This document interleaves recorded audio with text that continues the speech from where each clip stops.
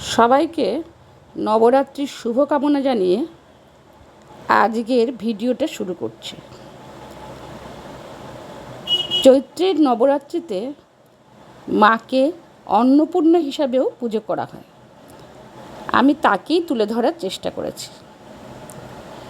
মা এসেছেন স্বর্গ থেকে পালকি করে।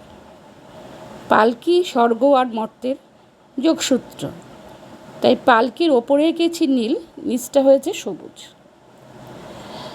মা এসে দেখলেন মাঠ ভর্তি ফসল, তুলে নিলেন কয়েক গাছি ধান।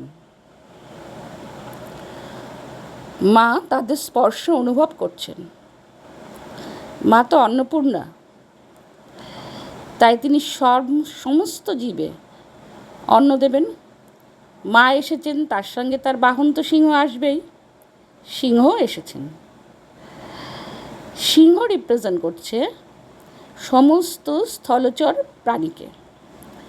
এঁকেছি ছোট্ট একটা পাখি। পাখি রিপ্রেজেন্ট করছে সমস্ত প্রাণীদের যারা আকাশে থাকে। আর বর্ডারে এঁকেছি মাছ। মাছ রিপ্রেজেন্ট করছে জলচর প্রাণীকে। মা সবার জন্য অন্নের সংস্থান করেন।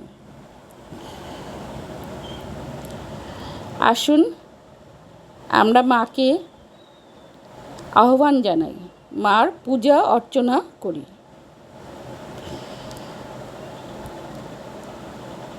আমার কাজ কথা যদি ভালো লাগে দয়া করে লাইক, সাবস্ক্রাইব ও কমেন্ট করবেন।